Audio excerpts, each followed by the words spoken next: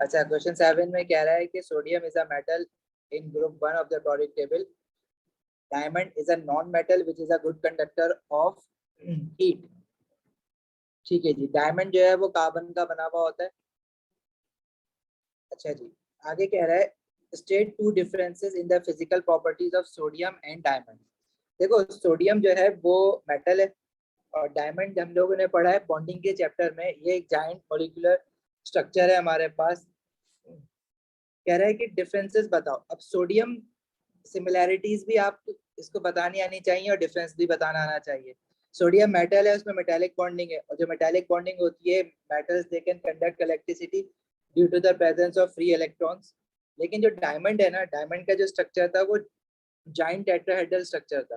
देखो, सोडियम का जो स्ट्रक्चर है वो जाइंट मेटालिक लैटिस है जिसमें metal positive ions are surrounded by sea और डिलोकलाइज्ड इलेक्ट्रॉन्स. सोडियम का स्ट्रक्चर जो था उसमें मेटालिक बॉन्डिंग है, और जो डायमंड है उसमें every carbon is bonded to 4 other carbon atoms. ये वाला स्ट्रक्चर था. इसी तरह ही ग्रेफाइट भी पढ़ा था हमने जिसमें every carbon is bonded to 3 other carbon atoms, जिसकी वजह से every carbon has 1 unpaired electron.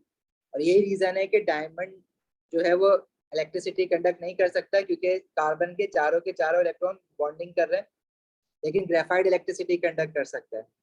लेकिन सोडियम मेटल भी इलेक्ट्रिसिटी कंडक्ट कर सकता है. उसका रीजन क्या है? क्योंकि उसके पास सी ऑफ डिलोकलाइज इलेक्ट्रॉन्स है या सी ऑफ मोबाइल इलेक्ट्रॉन्स है. तो ये हमारा केमिकल बॉन्डिंग का चैप्टर है जिसमें हम लोगों ने properties of ionic compound metals और सिंपल कोवलेंट और जाइंट कोवलेंट डिस्कस किया था. तो ये क्वेश्चन उसमें से बना हुआ है. अब इसमें कह रहा है state two differences in the physical properties of sodium and diamond. तो सोडियम जो है वो इलेक्ट्रिसिटी कंडक्ट करता है, डायमंड नहीं करता. एक तो ये हो गई. Metals they are malleable and ductile. और जो डायमंड है इट इज ब्रिटल. ब्रिटल का क्या मतलब होता है कि डायमंड पे अगर मैं फोर्स लगाऊंगा तो वो बेंड नहीं होगा बल्कि टूट जाएगा फौरन. डायमंड ना कट करते हैं जैसे डायमंड को टूट जाता है फौरन. सोडियम जो है वो प्योर सोडियम मेटल जो होगा वो सॉफ्ट होगा क्योंकि वो मेलेबल और डक्टाइल है. और डायमंड जो होगा वो हार्ड होगा. मतलब कोई भी बात लिख सकते हो इसमें. एक तो ये आप लिख दोगे कि sodium conducts electricity but diamond does not. Reason नहीं पूछा है, सिर्फ कहा है स्टेट टू डिफरेंसेस. ये नहीं बोला है कि स्टेट एंड एक्सप्लेन कि सोडियम इलेक्ट्रिसिटी क्यों कंडक्ट कर रहा है डायमंड क्यों नहीं कर रहा है. ये नहीं पूछा है उसने. सिर्फ ये पूछा है कि डिफरेंस बता दो. Sodium conducts electricity but diamond does not. Sodium metal is malleable and ductile. Diamond is brittle.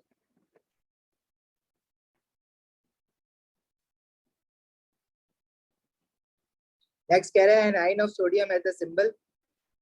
अच्छा, ऊपर आप लोग जब प्रोडक्ट टेबल देखते हो, जो कैम्ब्रिज में प्रोडक्ट टेबल आता है उसमें एटॉमिक नंबर ऊपर लिखा हुआ होता है, मास नंबर नीचे लिखा हुआ होता है. लेकिन मैंने हमेशा ये बात बताई है कि जब क्वेश्चन देता है वो पास पेपर्स में, तो एग्जाम में अक्सर प्रोटॉन नंबर नीचे लिखता है, मास नंबर ऊपर लिखता है. तो आपको खैर अब तक तो इतनी पहचान हो गई है कि भाई सोडियम का प्रोटॉन नंबर 11 होता है और जो बड़ा वाला होता है वो मास नंबर होता है. तो ऑब्वियसली मास नंबर क्या है? 23 है इसका, जो कि सम ऑफ प्रोटॉन्स और न्यूट्रॉन्स के बराबर होता है. और 11 इसका क्या है? एटॉमिक नंबर है जो कि नंबर ऑफ प्रोटॉन्स के बराबर होता है. और इस पे +1 चार्ज है. देखो, सोडियम की इलेक्ट्रॉनिक कॉन्फ़िगरेशन भी आपको बनानी आनी चाहिए. यहाँ पे पूछी भी नहीं है लेकिन मैं सिर्फ रिवाइज करवा रहा हूँ. पहले शेल में 2 इलेक्ट्रॉन आ सकते हैं, उससे ज्यादा नहीं आ सकते. देन सेकंड शेल में 8 इलेक्ट्रॉन. ठीक है, और उसके बाद 1 इलेक्ट्रॉन. तो हमारे पास deduce the number of protons neutrons and electrons in this ion. तो नंबर ऑफ प्रोटॉन्स तो एटॉमिक नंबर के इक्वल हो गए 11. न्यूट्रॉन्स कैसे निकालोगे? 23 minus 11 mass number minus proton number, क्योंकि मास नंबर बराबर होता है सम ऑफ प्रोटॉन्स और न्यूट्रॉन्स के. जब आपको प्रोटॉन्स पता है 11 है तो आप न्यूट्रॉन्स कैसे निकालोगे? 23 minus 11 that is 12. Number of electrons कैसे निकालोगे? देखो, जब सोडियम एटम से सोडियम आइन बनता है +1 आइन, इट मींस जब भी प्लस चार्ज आता है तो इलेक्ट्रॉन लूज होते हैं. तो इसने इलेक्ट्रॉन कितने लूज करे हुए हैं? +1 है, तो मतलब एक इलेक्ट्रॉन लूज करा हुआ है. तो इसके पास जो टोटल इलेक्ट्रॉन्स अभी रह गए देखो न्यूट्रल एटम के बाद जितने नंबर ऑफ प्रोटॉन्स होते हैं उतने ही नंबर ऑफ इलेक्ट्रॉन्स भी होते हैं, लेकिन जब आयन बना हुआ है और प्लस चार्ज है तो उसका क्या मतलब है कि उसने एक इलेक्ट्रॉन लूज किया हुआ है, तो उसके बाद इलेक्ट्रॉन्स कितने होंगे 10। सिर्फ 3 मार्क्स हैं इस बच्चों वाली चीज के। इर्तिजा ब्रिटल का मतलब ये होता है कि किसी चीज पे आप फोर्स लगाओ और वो बैंड ना हो बल्कि क्रैक कर जाए। जैसे ग्लास होता है, ग्लास पे फोर्स लगाओ तो डायरेक्ट क्रैक करेगा ना, दैट इज ब्रिटल। हुसैन क्या पूछ रहे हो?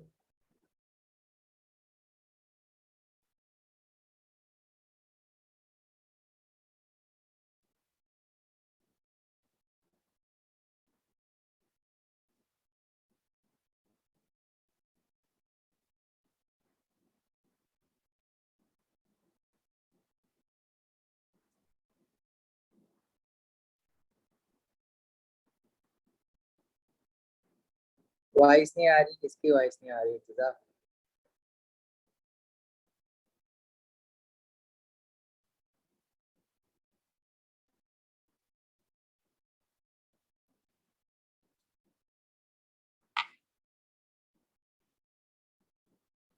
देखो एज हम फिजिकल प्रॉपर्टीज में आप इलेक्ट्रिसिटी को डिस्कस कर सकते हो, मेल्टिंग पॉइंट, बॉइलिंग पॉइंट को डिस्कस कर सकते हो, उसका कलर वगैरह डिस्कस कर सकते हो, और साथ में मेलेबिलिटी एंड डक्टिलिटी, अगर है सॉफ्ट है या हार्ड है तो उसको डिस्कस कर सकते हो। सॉल्युबिलिटी जो होती है ना वो फिजिकल प्रॉपर्टीज में नहीं आ रही होती है, वो केमिकल प्रॉपर्टीज में आ रही होती है। तो एक बहुत नैरो लाइन है किस चीज की सॉल्युबिलिटी जो है वो फिजिकल प्रॉपर्टी है, और वो है आप अपने लिए ये रूल बना लो कि आपने फिजिकल प्रॉपर्टीज में इन चीजों को डिस्कस करना है।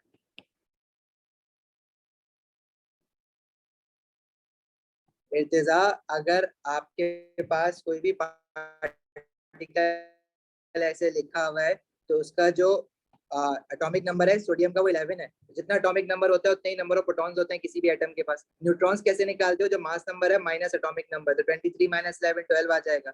अब ये +1 आइन है, इसका मतलब है देखो अगर सोडियम एटम होता उस पर कोई चार्ज नहीं होता तो इसका मतलब होता है कि जितने इसके पास प्रोटॉन्स है उतने ही इलेक्ट्रॉन्स भी होते हैं, लेकिन ये +1 आइन है, इट मीन इसने एक इलेक्ट्रॉन लूज किया हुआ है।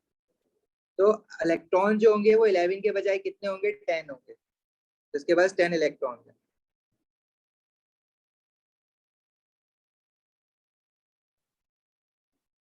हाँ स्ट्रक्चर को भी कर सकते हो मेंशन, लेकिन स्ट्रक्चर की वजह से फिजिकल प्रॉपर्टीज होती हैं, तो वो डायरेक्टली कह रहा है कि फिजिकल प्रॉपर्टीज बताओ, एक्सप्लेन नहीं करना है फिजिकल प्रॉपर्टीज को। हाँ ऑब्वियसली स्ट्रक्चर की वजह से इन दोनों की अलग अलग फिजिकल प्रॉपर्टीज है, लेकिन वो फिजिकल प्रॉपर्टीज क्या है लतीफ वो पूछ रहा है।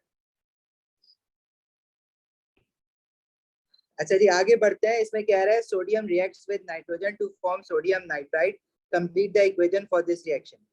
Sodium reacts with nitrogen. अब देखो नाइट्रोजन जो है वो आप सिर्फ नाइट्रोजन एटम नहीं लिखोगे, नाइट्रोजन जो एग्जिस्ट करता है in the form of N2 exist करता है, तो आप N2 लिखोगे इसकी जगह पे। अब कौन सी चीज सारे एलिमेंट्स की जो एलिमेंटल फॉर्म है वो लिखते हैं इक्वेशन में। जैसे फॉर एग्जांपल अब मैंने आपको बताया हुआ है कि कौन कौन सी आपको याद होनी चाहिए। ग्रुप 1 के जितने भी मेटल्स हैं जैसे कि लिथियम हो गया तो आप सिंगल एटम लिखते हो, सोडियम हो गया, पोटेशियम हो गया, मतलब जितने भी मेटल्स है ना उनका सिंगल एटम लिखते हैं। बेरिलियम हो गया, मैग्नीशियम हो गया, कैल्शियम हो गया, स्ट्रोंशियम हो गया, बेरियम हो गया। इसी तरह ट्रांजिशन मेटल में iron Fe, copper Cu, zinc Zn, और ग्रुप 3 में एल्यूमिनियम Al हो गया, बोरॉन B हो गया। इसी तरह ग्रुप 4 में हम लोग जैसे कार्बन है तो C लिखते हैं, सिलिकॉन है तो सिर्फ SI लिखते हैं, जर्मीनियम है तो Ge लिखते हैं। लेकिन ग्रुप 5 ऑनवर्ड्स जैसे हमारे पास नाइट्रोजन है तो उसकी एलिमेंटल फॉर्म N2 होती है, तो हम N2 लिखेंगे। ठीक है, बस ग्रुप 5 में आपको नाइट्रोजन की याद होनी चाहिए, ग्रुप 6 में आपको ऑक्सीजन की याद होनी चाहिए, ऑक्सीजन को O2 लिखते हैं। ग्रुप 7 में आपको सबकी याद होनी चाहिए, फ्लोरीन F2 होता है, क्लोरीन Cl2 होता है। ठीक है, ब्रोमीन जो है वो Br2 होता है, आयोडीन जो है वो I2 होता है, एस्टेटिन जो है वो Ag2 होता है। आयोडीन तक याद होनी चाहिए। हाइड्रोजन जो होता है वो H2 होती है उसकी एलिमेंटल फॉर्म। इसी तरह ग्रुप 18 क्योंकि वो किसी के साथ बॉन्ड नहीं बनाते तो वो भी मोनोटॉमिक ही रहते हैं, helium He, neon, krypton, argon. तो बस ये थोड़ी सी याद करनी है आपको, नाइट्रोजन की, ऑक्सीजन की, फ्लोरीन, क्लोरीन, ब्रोमीन, आयोडीन और हाइड्रोजन। अब अगर वो आपसे कह रहा है कि, और मैंने आपको ये भी बताया कि कुछ सिंपल कोवलेंट मॉलिक्यूल्स के फॉर्मूला आपको याद रखने हैं। जैसे फॉर एग्जांपल वाटर है H2O, carbon dioxide CO2, carbon monoxide CO, sulphur dioxide, sulphur trioxide, ammonia. बाकी आयनिक कंपाउंड तो आप बना लेते हो ना फॉर्मूला मेकिंग से, लेकिन कुछ सिंपल कोवलेंट मॉलिक्यूल इनके आपको फॉर्मूला याद रखने होते हैं। कुछ एसिड्स हैं, 5 मिनरल एसिड्स मैंने बताए थे। सल्फ्यूरिक एसिड का फॉर्मूला याद होना चाहिए, नाइट्रिक एसिड का फॉर्मूला याद होना चाहिए, कार्बोनिक एसिड का फॉर्मूला याद होना चाहिए, और फॉस्फोरिक एसिड का फॉर्मूला याद होना चाहिए। ठीक है, इसी तरह आपके पास और क्या है, HCl का फॉर्मूला याद होना चाहिए। सिंपल कोवलेंट मॉलिक्यूल्स में अमोनिया भी याद होना चाहिए। इसी तरह कुछ ग्रुप कैटाइन और एनाइन है हमारे पास, अमोनियम आइन NH4+1, ये आपको याद होना चाहिए। इसी तरह ग्रुप एनाइन में सल्फेट आइन हो गया, सल्फाइड आइन हो गया, नाइट्रेट आइन हो गया, नाइट्राइट आइन हो गया, ठीक है, फॉस्फेट आइन हो गया, फॉस्फाइड आइन हो गया, कार्बोनेट आइन हो गया, हाइड्रोजन कार्बोनेट आइन हो गया, और हाइड्रोक्साइड आइन हो गया। तो ये आपको मिलेंगे एलिमेंट मिक्सचर एंड कंपाउंड्स के हैंडआउट में, ये याद रखना। ये एसिड्स के हैंडआउट में मिलेंगे, और ये तो पूरे थ्रू आउट दी कोर्स जगह जगह आपने पढ़े हुए।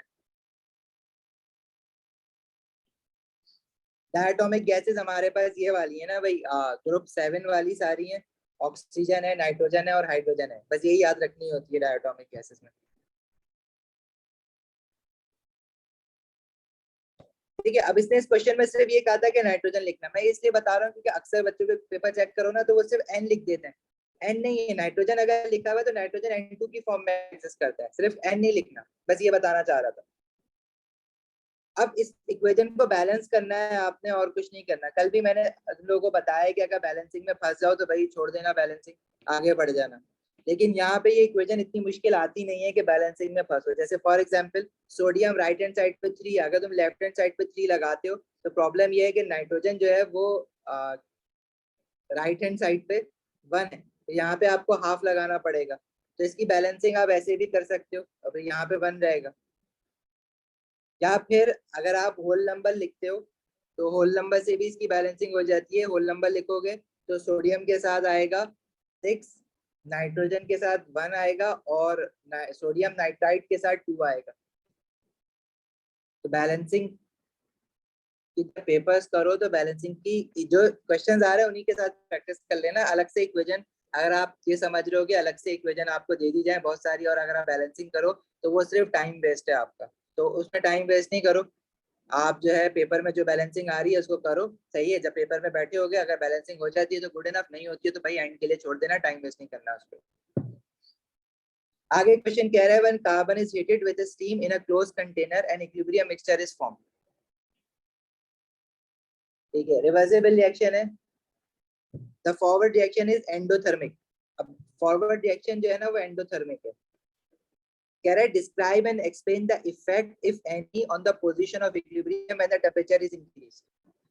देखो हमने factors affecting position of equilibrium 3 पढ़े हैं कि कौन से ऐसे फैक्टर्स हैं जिनको चेंज करने से इक्विलिब्रियम की पोजीशन राइट पे जाएगी या लेफ्ट पे जाएगी। These are known as factor affecting position of equilibrium। पहला फैक्टर हमारे पास हमने देखा था कंसंट्रेशन। अगर कंसंट्रेशन ऑफ रिएक्टेंट इंक्रीज करोगे तो राइट साइड पे चला जाएगा equilibrium, more product will form.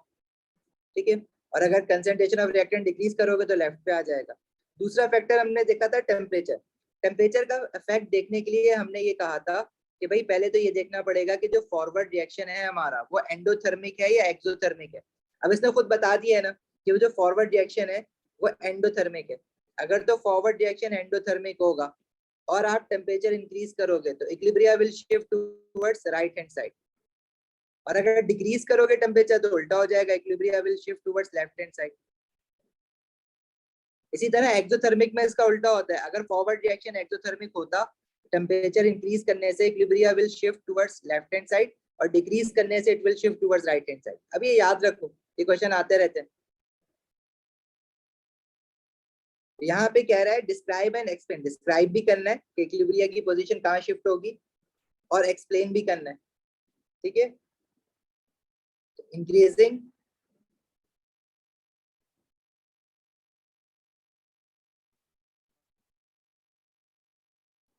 Temperature shifts the position of equilibrium towards right hand side, या towards right लिख दो, इनफ है। या ये भी लिख सकते हो कि मोर प्रोडक्ट विल फॉर्म, ठीक है। एज फॉरवर्ड, एक्सप्लेन कर रहे हैं अब इसको, as forward reaction is endothermic,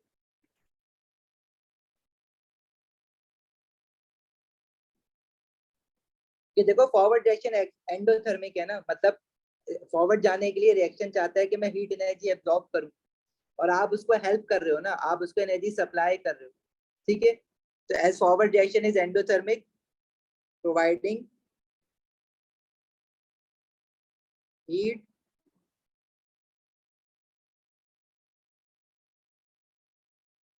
will shift, या इसको ऐसे लिख दो, providing heat energy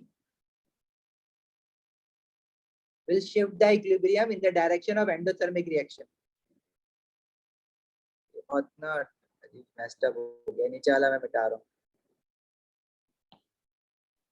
shift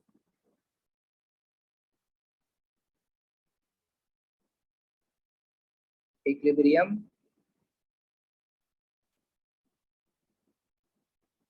direction of endothermic reaction।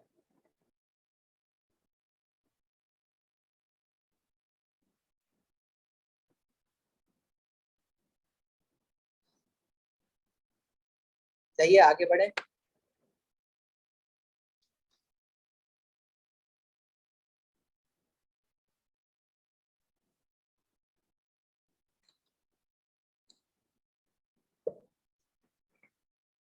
देखो कल मैंने कहा था कि कुछ चैप्टर्स मैंने बताया ना, देखो एसिड एंड बेसिस से कितना पार्ट बनता है, मोल से अच्छा खासा पार्ट बनता है। और ये जो रिवर्सिबल रिएक्शन है, ये तो आसान चैप्टर है, ठीक है। तो इसको तो छोड़ने की गलती भी नहीं करना, क्योंकि the factors affecting rate of a reaction और factors affecting position of equilibrium, इनको एक्सप्लेनेशन के साथ याद करके रखो।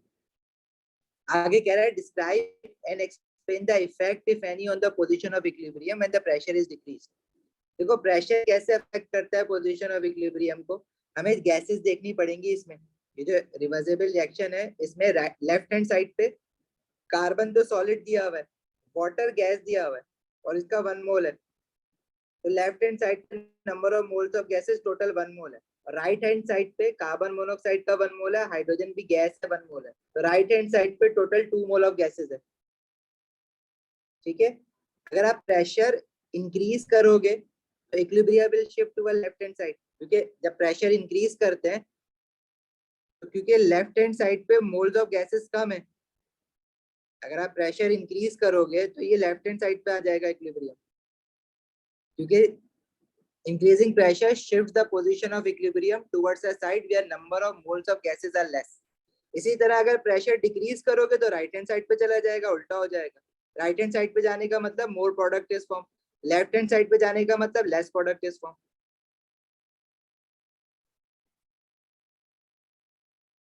ठीक है। तो अभी क्वेश्चन में इसने बोला है describe and explain the effect if any on the position of the equilibrium when the pressure is decreased, क्योंकि number of moles of gases left hand side पे कम है और राइट हैंड साइड पे ज्यादा है। तो प्रेशर डिक्रीज करोगे तो it will shift towards right hand side, increase करोगे तो लेफ्ट हैंड साइड पे जाएगा, डिक्रीज करोगे तो राइट हैंड साइड पे चला जाएगा, ठीक है।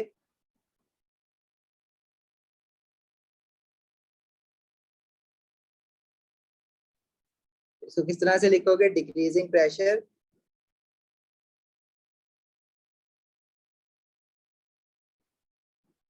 shifts the position of equilibrium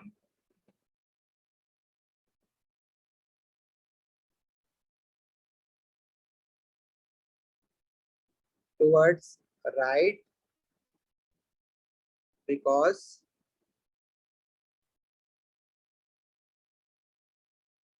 number of moles of gases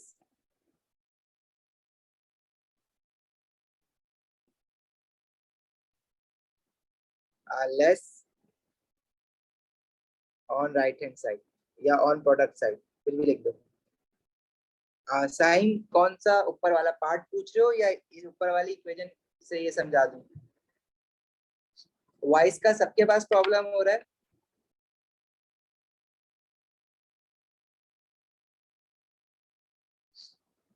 वैमरा आपके पास होगा बस प्रॉब्लम। साइन हैंड रेस करो जरा। आ गया बल्कि, चलो पूछो। मैं कह रहा हूँ ये जो ऊपर आपने बताया है ना, ये पी जो रेज हो रहा है 2 मोल वाला, ये जरा एक बार जी जी, फिर से समझा दें। देखो हमारे पास फिर ना ये वाला अगर कोई पार्ट भी भी, समझा दीजिएगा जो आपने लिखा है। देखो हमारे पास अगर कोई भी इक्वेशन दी हुई है ना, जैसे नाइट्रोजन हाइड्रोजन रिएक्ट करके अमोनिया बना रहा है, तो इसमें से पहले तो ये देखोगे कि गैस कौन कौन सा है, और फिर ये बैलेंस केमिकल इक्वेशन आपको दी हुई होगी। तो number of moles of gases left hand side पे, रिएक्टेंट साइड पे टोटल कितने हैं? नाइट्रोजन का 1 मोल है, हाइड्रोजन के 3 मोल है, तो total moles left hand side पे 3 मोल ऑफ गैसेस है, और राइट हैंड साइड पे इस इक्वेशन में 2 मोल ऑफ गैसेस है। तो जब आप प्रेशर इंक्रीज करते हो तो पोजीशन ऑफ इक्विलिब्रियम वहां शिफ्ट होती है जहां पे मोल्स ऑफ गैसेस कम हो। तो इस इक्वेशन में मोल्स ऑफ गैसेस कम कहां पर है? राइट हैंड साइड पर है। तो प्रेशर इंक्रीज करने से position of equilibrium shift towards that hand side where number of moles of gases are less. तो प्रोडक्ट साइड पे लेस है number of moles of gases, तो ये राइट हैंड साइड पे शिफ्ट हो जाएगा। राइट हैंड साइड पे shift होने का मतलब है कि मोर प्रोडक्ट इज फॉर्म। लेकिन इसका अगर प्रेशर आप डिक्रीज करोगे तो उल्टा इफेक्ट होगा, जहां पे मोल ज्यादा है वहां पे शिफ्ट हो जाएगा, मतलब लेस प्रोडक्ट इज फॉर्म। हमें जो इस क्वेश्चन में इक्वेशन दी हुई थी उसने ये दिया हुआ है कि कार्बन सॉलिड है, वाटर जो है वो गैस फॉर्म में, और ये जो बन रहा है कार्बन मोनोऑक्साइड गैस फॉर्म में बन रही है, और साथ में आई थिंक क्या बन रहा था? हाइड्रोजन। यस, हाइड्रोजन भी गैस फॉर्म में बन रही है।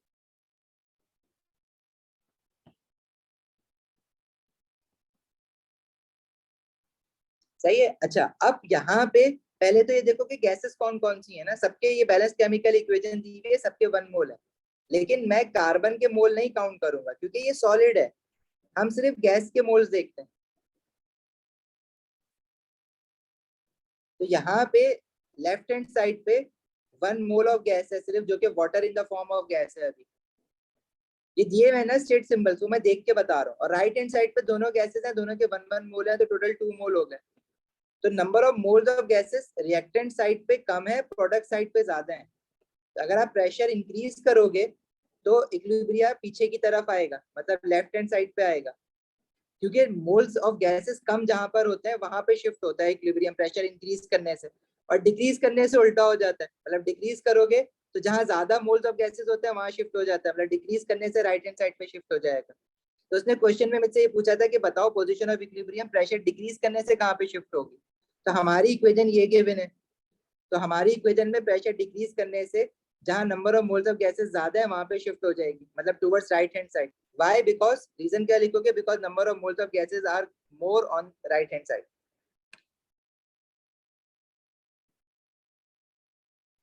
देखो अगर हमारे पास कोई ऐसा रिएक्शन हो जिसमें एक ही गैस हो रिएक्टेंट साइड पे या प्रोडक्ट साइड पे, तो अगर रिएक्टेंट साइड पे गैस है तो इट मींस के वो ही तुम्हारी गैस काउंट होगी ना। राइट हैंड साइड पे अगर प्रोडक्ट साइड पे कोई गैस ही नहीं है तो 0 मोल ऑफ गैस होंगे, और रिएक्टेंट साइड पे अगर 1 मोल ऑफ कोई गैस है तो 1 मोल काउंट होगी। तो लेफ्ट टू राइट शिफ्ट हो जाएगा प्रेशर इंक्रीज करने से। सही है एजम?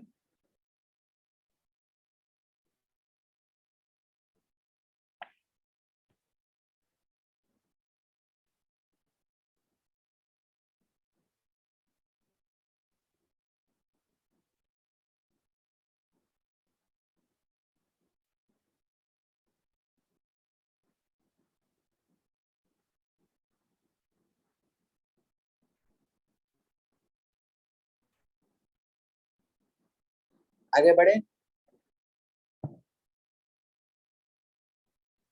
हाँ, दोनों जितनी भी गैसेस है ना प्रोडक्ट साइड पे उनके सबके मोल्स ऐड करोगे, और रिएक्टेंट साइड पे जितनी भी गैसेस है उन सबके मोल्स ऐड करोगे। अगर मोल्स ऑफ गैसेस सेम है दोनों साइड पे, तो इंक्रीज और डिक्रीज इन प्रेशर से कोई इफेक्ट ही नहीं होगा, कोई फर्क ही नहीं पड़ेगा। तो फिर आप लिखोगे there will be no effect on the position of equilibrium by increasing और डिक्रीजिंग द प्रेशर।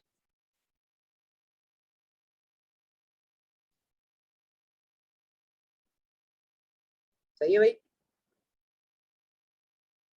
देखो कल ऊपर वाले क्वेश्चंस में आपके पास था factors affecting rate of a reaction, यहाँ पे factor affecting position of equilibrium, वो भी उसने 5-6 मार्क्स निकाले थे, इसमें भी 5-6 मार्क्स निकल रहे हैं।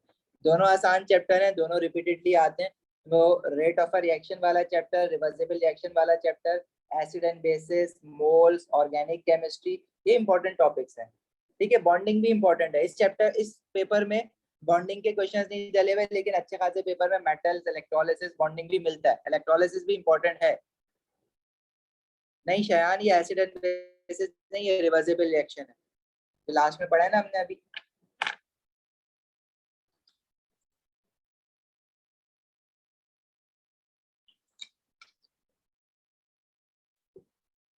बिल्कुल, रिवर्सिबल रिएक्शन की क्लास है हमारे पास, जिसको चाहिए वो मैसेज कर देना, वरना गूगल क्लासरूम पे जाके देख भी सकते हो, गूगल क्लासरूम पे डली हुई है रिवर्सिबल रिएक्शन। चलो भाई, क्वेश्चन 8 ऑर्गेनिक केमिस्ट्री है। The structure of an organic compound T is shown. Deduce the molecular formula of compound T.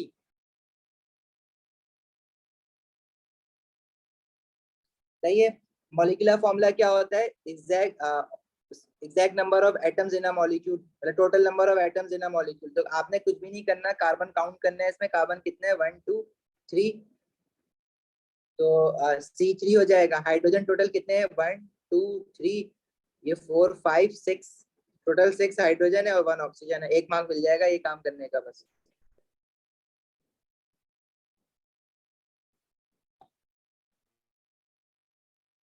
अच्छा, ये जो कंपाउंड टी है, इसमें अगर मैं आपसे फंक्शनल ग्रुप पूछूं कौन कौन से हैं, तो देखो ये डबल बॉन्ड है, मतलब ये एल्कीन भी है, और यहाँ पे OH लगा हुआ है, तो OH किसका होता है, अल्कोहल का होता है। तो ये कंपाउंड टी, ये एल्कीन भी है, अल्कोहल भी है।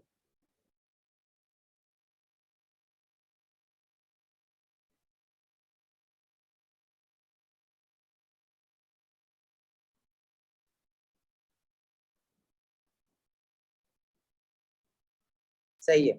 Compound T is a colourless liquid. State the colour change when excess compound T is added to aqueous bromine. देखो एक्वस ब्रोमीन जो है ना, जब ब्रोमीन, एक्वस ब्रोमीन का क्या मतलब है, इसको हम यूं करके भी लिखते हैं Br2 एक्वस, या इसको हम ब्रोमीन वाटर भी कहते हैं। मतलब जब ब्रोमीन को हमने पानी में डाल के रखा हुआ होता है ना, डिसॉल्व किया हुआ होता है, तो देखो इसका, जब ब्रोमीन को पानी में डिसॉल्व, ब्रोमीन लिक्विड जो है ना वो इटसेल्फ ब्राउन कलर का होता है। अब ये कलर्स थोड़ा सा ध्यान में रखना, आप लोग कंफ्यूज होते हो। ब्रोमीन लिक्विड, ब्रोमीन गैस जो है ना, गैस फॉर्म में, वो रेड ब्राउन कलर की गैस है। लेकिन अगर प्योर ब्रोमीन लिक्विड होगा तो वो ब्राउन कलर का होता है, या डार्क ब्राउन कलर होता है, ब्राउन कलर लिक्विड। लेकिन जब ब्रोमीन को आप पानी में डालते हो ना, एक्वस ब्रोमीन, तो वो पानी का कलर जो है ना वो लाइट रेड ब्राउन कर देता है, जिसको वो अक्सर ऑरेंज भी लिखता है। तो ऑरेंज कलर का वाटर हो जाता है एक्वस ब्रोमीन, तो ऑरेंज सोल्यूशन मिलता है। जैसे कल आयोडीन के कलर्स बताए थे ना, तो ब्रोमीन के कलर्स भी याद रखना। नहीं भाई सुफियान, नाम वाम याद नहीं रखना है इसका। अच्छा, जब आप ब्रोमीन को डालते हो तो एक्वस ब्रोमीन जो है ना वो बेसिकली यूज होता है टेस्ट फॉर एल्कीन्स के लिए। एल्कीन्स का हैंडआउट खोलोगे ना, तो वहां पे इस तरह से 2 टेस्ट ट्यूब बनी हुई है, एक में एल्केन है और एक में एल्कीन है। एल्केन में कार्बन कार्बन सिंगल बॉन्ड होता है, एल्कीन में कार्बन कार्बन डबल बॉन्ड होता है। तो जब आप, एल्केन भी कलरलेस होता है, एल्कीन भी कलरलेस होता है। जब आप इसमें ब्रोमीन डालते हो दोनों में, तो ब्रोमीन जो है उसका जो कलर है ऑरेंज, वो एल्केन में डालने में पूरे सोल्यूशन को ऑरेंज कर देगा, क्योंकि वो रिएक्ट नहीं कर रहा है एल्केन के साथ। लेकिन जब आप ब्रोमीन को एल्कीन में डालते हो ना, तो क्या होता है, ब्रोमीन रिएक्ट कर जाएगा, डबल बॉन्ड के साथ ऐड हो जाता है ब्रोमीन, डबल बॉन्ड खत्म होता है, सिंगल बॉन्ड रह जाता है, और दोनों जगह पे Br Br लग जाता है। मतलब ब्रोमीन जो है वो रिएक्ट कर जाता है और अपना कलर लूज कर देगा। तो अगर डबल बॉन्ड है किसी भी ऑर्गेनिक कंपाउंड में और उसमें आपने एक्वस ब्रोमीन डाला है, तो ब्रोमीन का कलर चेंज हो जाएगा from orange to colourless.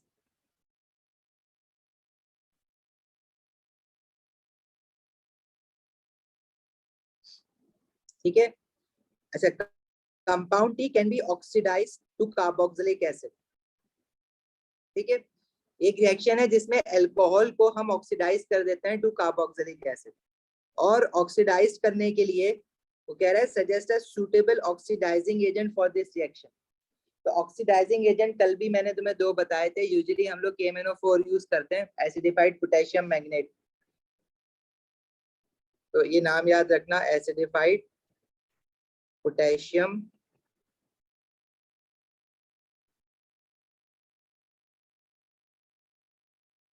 Magnet 7। इसका फॉर्मूला होता है KMnO4। या तो फॉर्मूला लिख दो या पूरा नाम लिख दो।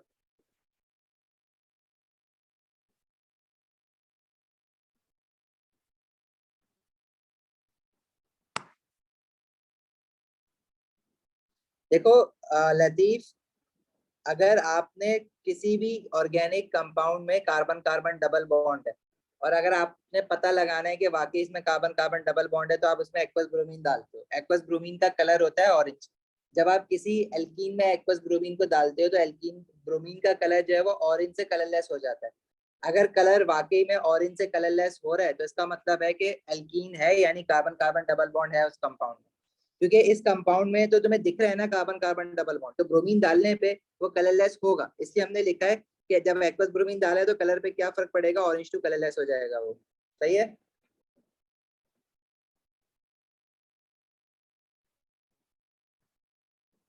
अच्छा, अब ये नेक्स्ट क्वेश्चन जो है ना वो है पॉलीमराइजेशन का। अब पॉलीमराइजेशन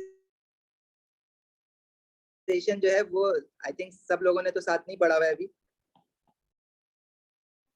लेकिन जिन लोगों ने पॉलीमराइजेशन साथ पढ़ा है ये मैं पढ़ाऊंगा अभी। ऑनलाइन भी पढ़ाऊंगा, फिजिकल भी पढ़ाऊंगा। कह रहा है draw partial structure of a polymer compound T show 2 repeat units. तो जब हमने इसकी जो पॉलीमर बनेगा वो एडिशन पॉलीमर बनेगा। तो एडिशन पॉलीमर जो डबल बॉन्ड होते हैं वो खत्म होते हैं फिर बनता है। और मैंने पॉलीमर बनाने के लिए आपको टेक्निक क्या बताई थी, there should not be any atoms or group of atoms on the right and left hand side of the double bonded carbon atom. तो पहले आपने हमेशा इसको पेंसिल से बनाना है एग्जाम में। ऐसा ही एक और मोनोमर बनाना है इसका।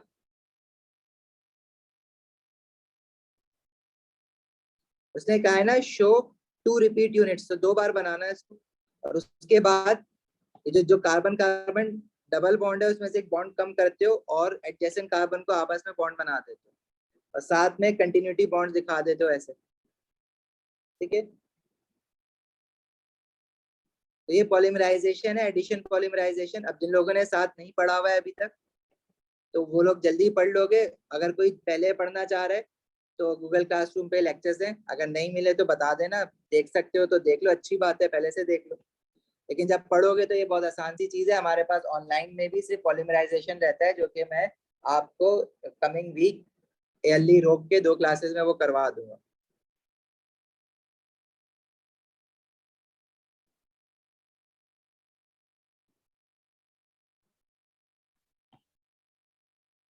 पॉलीमराइजेशन है। मैं एक काम करता हूँ, मैं ना इसका लिंक आप लोगों को ग्रुप पे सेंड कर देता हूँ। जो लोग देखना चाह रहे हैं देख लो, जो लोग नहीं देखना चाह रहे तो वो वेट करो, जब हम क्लास में पढ़ेंगे तो तब आ जाएगा। लेकिन अभी पहले से देख लो तो अच्छी बात है, जब क्लास में पढ़ोगे तो और जल्दी समझ आ जाएगा। अच्छा, नेक्स्ट कह रहा है compound T reacts with methanoic acid to form an ester. Complete the structure of this ester, show all the atoms and all the bonds. अभी देखो एसिड जो है ना वो मिथेनोइक एसिड है। अब हमें हमारे पास जो कंपाउंड टी है ना वो ये था। अब हमें पता है, जिन लोगों ने कंडेंसेशन पॉलीमराइजेशन साथ पढ़ा है, कि जो हमारा अल्कोहल है इसके साथ ये 2 हाइड्रोजन और एक OH लगा हुआ है, तो अल्कोहल का OH निकल जाएगा। और इसके साथ जो मिथेनोइक एसिड है, मिथेनोइक एसिड का फॉर्मूला कार्बोक्सिलिक एसिड है, COOH होता है। इसका OH निकला और कार्बोक्सिलिक एसिड का H निकलेगा, तो बाकी ये वाला कार्बन इसके साथ ऑक्सीजन के साथ बॉन्ड बना लेगा। It would be something like this. ठीक है, ये सिर्फ 1 मार्क के लिए। बहरहाल अभी फिलहाल जिनको पॉलीमराइजेशन जिन्होंने नहीं पढ़ा हुआ है थोड़ा सा वेट कर ले, लेकिन एस्टेरिफिकेशन तो सबने साथ पढ़ा हुआ है, तो एस्टेरिफिकेशन वाला तो ये रिएक्शन तुम लोगों को आना चाहिए।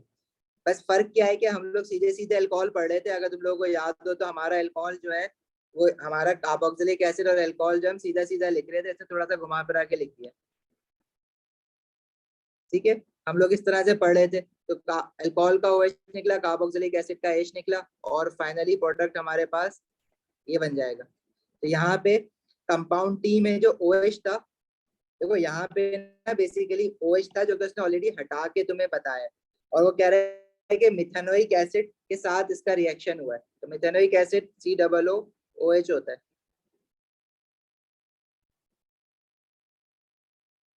तो कार्बोक्सिलिक एसिड का H और अल्कोहल का OH निकलेगा, और ये इसके साथ यहाँ पे जाके बॉन्ड बना लेगा। तो हमने डायरेक्टली बस एस्टर बनाना था, तो ये बन जाएगा लाइक दिस। वैमरा बेटा मैं आपको सेंड कर देता हूँ, लेक्चर क्लासरूम पे है, मैं दिखा भी देता हूँ। तुम लोगों को पता नहीं क्यों नहीं मिलते हैं लेक्चर्स।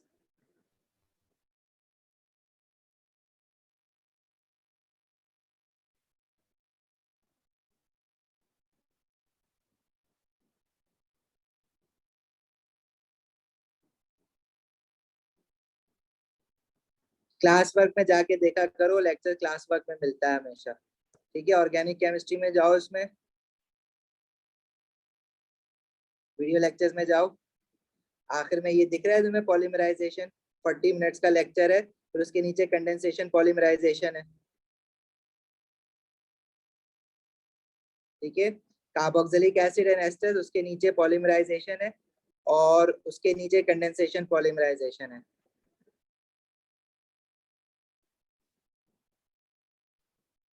और एक और इसकी 10 मिनट्स की वीडियो जो है ना वो नीचे पड़ी हुई है, तो आप ऊपर वाला देख लेना, आपको बहुत अच्छे से समझ आ जाएगा, नहीं तो फिर हम पढ़ेंगे भी उसमें।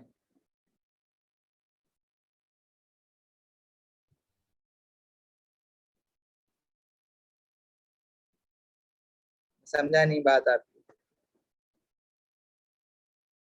अच्छा जी, क्वेश्चन कंप्लीट करते हैं। अला कह रहा है methanoic acid is a weak acid, hydrochloric acid is a strong acid. तो gives the formula of the positive ion that is present in all acids. तो H पॉजिटिव आयन जो होते हैं वो explain why the rate of a reaction of 1 mole per decimeter cube of methanoic acid with magnesium is less than the rate of a reaction of 1 mole per decimeter cube of hydrochloric acid with magnesium.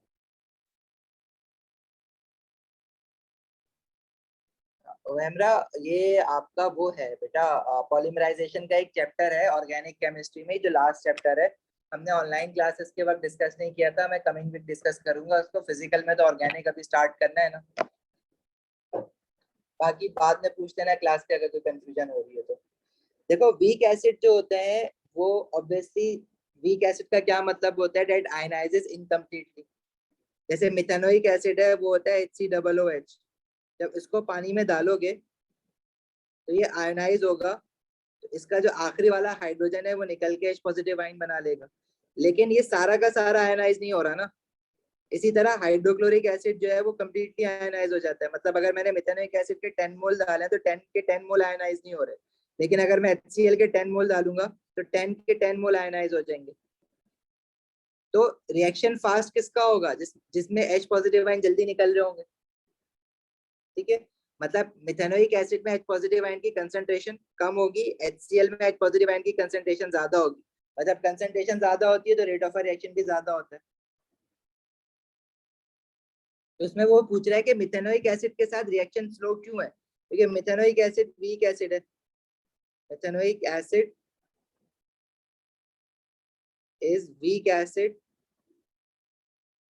and has lower concentration of H positive ion in solution, whereas HCl has higher concentration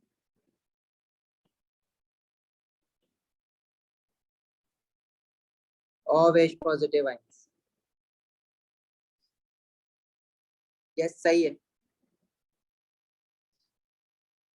हाँ लतीफ, ये लिखने के बाद ना आपको ये जरूर लिखना है कि फुली आयनाइज हो रहा है, so that's why it has higher concentration of H positive ion HCl का। नेक्स्ट पार्ट में कह रहा है construct an equation for the reaction of methanoic acid with magnesium. Methanoic acid का फॉर्मूला, वैसे तो मैंने तुम्हें सारे एसिड्स के फॉर्मूले याद बनाने सिखाए। जैसे मिथेनोइक, इसका जनरल फॉर्मूला क्या होता है, CnH2n प्लस 1COOH। तो क्योंकि एक कार्बन तो ऑलरेडी कार्बोक्सिलिक फंक्शनल ग्रुप में आ गया, तो मिथेनोइक एसिड का फॉर्मूला होगा HCOOH। जब उसको आप मैग्नीशियम मेटल के साथ रिएक्ट करवाओगे तो देखो ऑर्गेनिक एसिड में जो COO के साथ हाइड्रोजन होता है ना, हमेशा वो निकलता है। तो ये बनेगा HCOO और इसके साथ आके लगेगा मैग्नीशियम। अब मैग्नीशियम पे 2 पॉजिटिव चार्ज होता है। अब ये HCOO नेगेटिव जो आइन बना है मिथेनोएट आइन, इस पे -1 चार्ज होता है, तो इस पे पूरे ब्रैकेट डाल के 2 लगाना पड़ेगा। जैसे मैग्नीशियम क्लोराइड जब बनाओगे तो Mg2 पॉजिटिव Cl नेगेटिव होता है ना, तो इसका फॉर्मूला MgCl2 होता है। इसी तरह मैग्नीशियम आइन का मिथेनोएट आइन का HCOO नेगेटिव होता है, तो इसका फॉर्मूला क्या बनेगा, MgHCOO2। इसको यूं भी लिख सकते हैं और कैटाइन भी लिख सकते हैं। मतलब अगर आप इसको यूं लिखना चाहो MgHCOO2 तो यूं भी लिख सकते हैं। और एसिड मेटल के साथ जब रिएक्ट करता है तो हाइड्रोजन गैस बनती है। इस इक्वेशन को बैलेंस करोगे तो एसिड मिथेनोइक एसिड के साथ 2 मोल्स आएगा।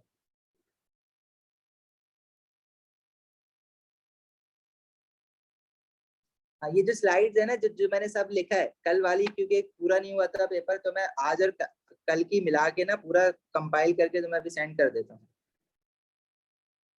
अली लिख सकते हो मिथेनोइक एसिड पार्शियली आयनाइज्ड हुआ है, so that's why it has lesser H positive ion और lower concentration of H positive ion. ये जरूर लिखनी है बात। कंसंट्रेशन का वर्ड लाओगे तो रेट को समझा पाओगे ना। रेट कैसे समझाते हो, rate of a reaction concentration से, टेम्परेचर से, प्रेशर से और कैटलिस्ट से। इसलिए कंसंट्रेशन का वर्ड मैं कह रहा हूँ उठा के लाओ किसी तरह। रेट को किन फैक्टर से समझाने की कोशिश की है तुमने, रेट ज्यादा कम या ज्यादा कब होता है, कंसंट्रेशन की वजह से, प्रेशर की वजह से, टेम्परेचर की वजह से। तो यहाँ पे टेम्परेचर का तो कुछ लेना देना नहीं है ना, कैटलिस्ट का लेना देना है, कंसंट्रेशन का लेना देना है, इसलिए कह रहा हूँ। तो मैं क्या रिपीट करना है,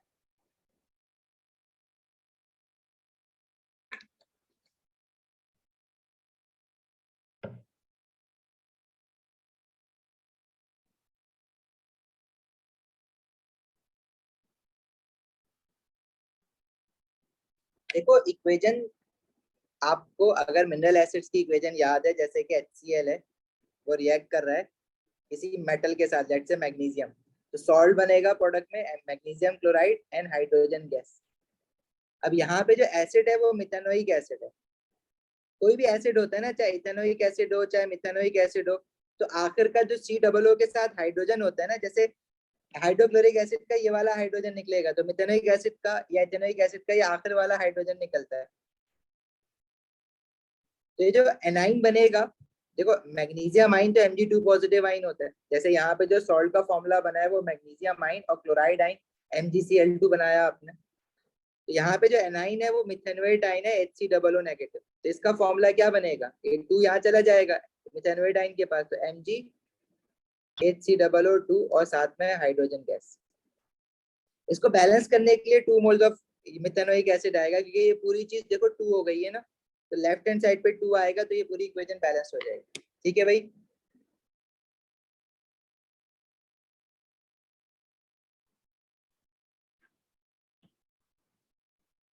चलो नेक्स्ट इज क्वेश्चन 9 में कह रहा है, this question is about sulphuric acid and sulphates.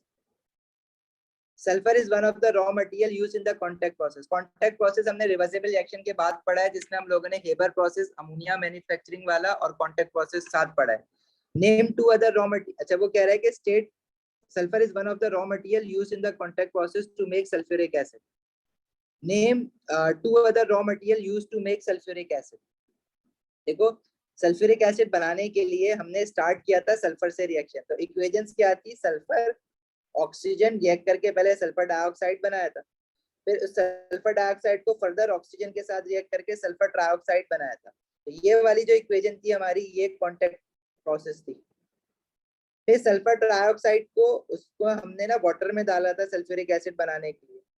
तो अदर रॉ मटेरियल्स क्या है, ऑक्सीजन एंड वाटर। ऑक्सीजन कहाँ से मिलेगा, एयर में से मिलेगा, वाटर तो वाटर ही है, ऑक्सीजन अलग से नहीं निकालेंगे, हम एयर को ही साथ रिएक्ट कराएंगे, एयर में ऑक्सीजन है वो रिएक्ट हो जाएगी।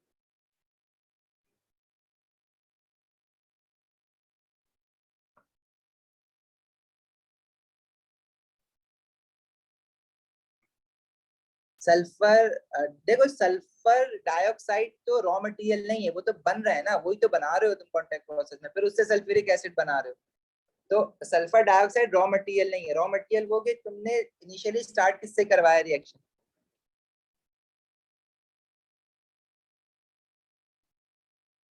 देखो कांटेक्ट प्रोसेस की तीन इक्वेशन, आपने सल्फर सॉलिड फॉर्म में सबसे पहले ऑक्सीजन के साथ रिएक्ट करवाना होता है to produce sulphur dioxide gas. Sulphur dioxide को फर्दर ऑक्सीजन के साथ रिएक्ट करवाते हो to produce sulphur trioxide gas. ये रिवर्सिबल रिएक्शन है और ये फॉरवर्ड डायरेक्शन में एक्सोथर्मिक भी होता है। कांटेक्ट प्रोसेस इसी को कहते हैं, इसी इक्वेशन को कहते हैं।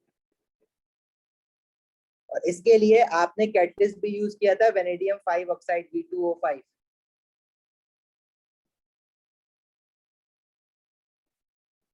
ये भी याद रखना है कैटलिस्ट इसका। फिर आपने सल्फर ट्राइऑक्साइड जो बनी है, तो कुछ जगहों पे हम लोग क्या करते हैं, उसको already prepared concentrated sulphuric acid के साथ रिएक्ट करवाते हैं to make oleum which is H2S2O7। फिर इस ओलियम को हम क्या करते हैं, फर्दर पानी में डिसॉल्व करवाते हैं टू प्रोड्यूस सल्फ्यूरिक एसिड। अच्छा, कभी कभार हम ये वाला रिएक्शन लिखते हैं, ये वाला लिखता हूँ डायरेक्टली, ये भी लिख दोगे ना, मतलब डायरेक्टली हम ओलियम बनाने के बजाय सल्फर ट्राइऑक्साइड को डायरेक्टली वाटर में डाल देंगे तो सल्फ्यूरिक एसिड डायरेक्टली भी बनेगा। तो वैसे इंडस्ट्री में हम लोग ये कर रहे होते हैं, ये वाला काम कर रहे होते हैं, लेकिन टेक्निकली आप ये भी डायरेक्ट भी कर सकते हो, मतलब थर्ड इक्वेशन इसको भी ले सकते हो। तो रॉ मटेरियल हमारे पास क्या है, सल्फर तो था, रॉ मटेरियल इस रिएक्शन के हमारे पास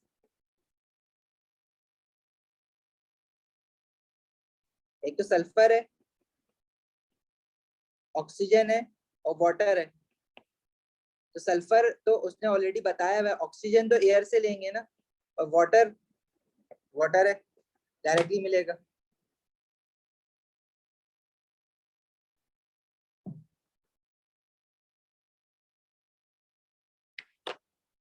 चलें आगे, कुछ और पूछना है।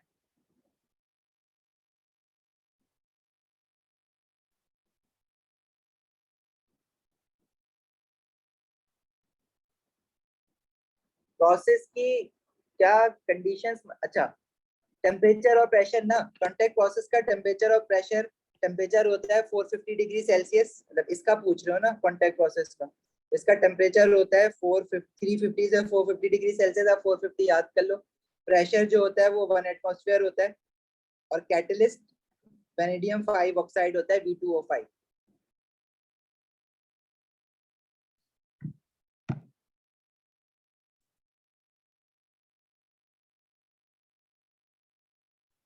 सही है भाई।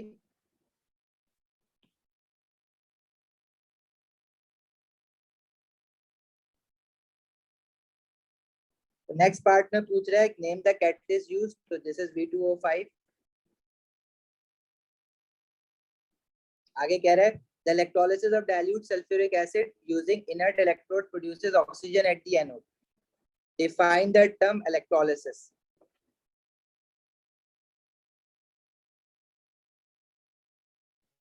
तो इलेक्ट्रोलिसिस की डेफिनेशन आपको लिखवाई भी है। इलेक्ट्रोलिसिस क्या है, electrolysis is the decomposition of electrolyte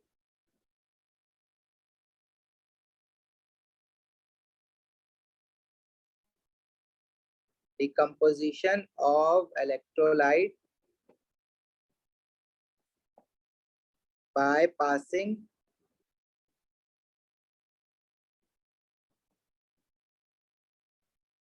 electric current through it.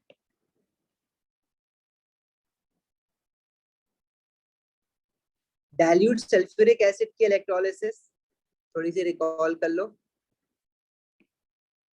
हम इलेक्ट्रोलाइटिक सेल में जो इलेक्ट्रोलाइट लेंगे वो हमने लिया सल्फ्यूरिक एसिड। इनर्ट इलेक्ट्रोलिसिस कह रहा है, मतलब जो इलेक्ट्रोड्स लेंगे कैथोड और एनोड वो कार्बन की लेंगे। जिस इलेक्ट्रोड को बैटरी के पॉजिटिव टर्मिनल के साथ कनेक्ट करेंगे वो पॉजिटिवली चार्ज हो जाएगी, जिसको नेगेटिव के साथ कनेक्ट करेंगे वो नेगेटिवली चार्ज हो जाएगी। पॉजिटिवली चार्ज इलेक्ट्रोड को इलेक्ट्रोलिसिस में हम एनोड कहते हैं, नेगेटिवली चार्ज इलेक्ट्रोड को हम कैथोड कहते हैं। जो इलेक्ट्रोलाइट है वो सल्फ्यूरिक एसिड है, मतलब इसमें जो आयंस होंगे वो H पॉजिटिव आयन होगा, और पानी है एक्वस है ऑब्वियसली है तो OH नेगेटिव आयन भी होगा, और तीसरा आयन कौन सा है, सल्फेट आयन। अगर आप बात करो एनोड की इक्वेशन की, तो एनोड पॉजिटिवली चार्ज इलेक्ट्रोड है तो नेगेटिवली चार्ज आयन यानी कि सल्फेट आयन और हाइड्रोक्साइड आयन इसके पास आ जाएगा। हमने एनाइन की रिएक्टिविटी ऑर्डर देखा था, सम नॉटी चिल्ड्रन ऑफ ब्रोमीन और आयोडीन, और इसमें हमने ये बात की थी कि सल्फेट और नाइट्रेट तो कभी भी डिस्चार्ज नहीं होते। तो अब बचा हाइड्रोक्साइड आयन, तो उसी ने ऑक्सीडाइज्ड होना है एनोड पे। एनोड वो इलेक्ट्रोड होती है जिसपे हमेशा ऑक्सीडेशन होती है, लॉस ऑफ इलेक्ट्रॉन्स होते हैं। हाइड्रोक्साइड आयन की इक्वेशन जब ऑक्सीडाइज होती है तो वो मैंने कहा था कि वो याद करनी पड़ेगी कि 2 मोल ऑफ वाटर बनते हैं, ऑक्सीजन बनती है और 4 मोल ऑफ इलेक्ट्रॉन। ये आपको याद रखनी पड़ेगी इक्वेशन। इसी तरह कैथोड जो कि नेगेटिवली चार्ज इलेक्ट्रोड है और कैथोड पे हमेशा रिडक्शन होती है, तो हमारे पास positively charge ion H positive ion है जो कैथोड की तरफ जाएगा, और एक ही H पॉजिटिव आयन ही है पॉजिटिवली चार्ज आयन, तो उसी ने वहां पे जाके रिड्यूस्ड होना है। और H पॉजिटिव आयन की इक्वेशन क्या होती है, 2 mole of H positive ion 2 mole of electron gain करके H2 गैस बनाता है। एनोड पे आपको bubbles of a colourless gas off oxygen दिखेंगे, और हाइड्रोजन कैथोड पे bubbles of colourless gas off hydrogen. Oxygen gas का टेस्ट भी याद रखना, वो भी अक्सर पूछता है, और हाइड्रोजन गैस का टेस्ट भी याद रखना, वो भी अक्सर पूछता है। कल मैंने कहा था कि आप लोग जो है test for gases, test for ions, test for cation anion, ये सबके टेस्ट याद रखो। देखो अगर तुम लोगों के पास कोई रिसोर्सेज नहीं है, अगर नहीं मिल रहे ना, तो वो बहुत सारे कल मैसेजेस थे जो कि मैं रिप्लाई नहीं कर सका, तो ग्रुप पे एक दूसरे से पूछ लिया करो। जो आप लोगों के कैंपसेस के ग्रुप है, किस लिख दिया करो मैसेज, कोई ना कोई आपको सेंड कर देगा, वेट ना करा करो। बहरहाल ये इसकी ओवरऑल सेल इक्वेशन भी आपको बनानी आती है। ओवरऑल सेल इक्वेशन बनाने के लिए आपको इनके जो इलेक्ट्रॉन है दोनों इक्वेशन के वो बैलेंस करने होते हैं।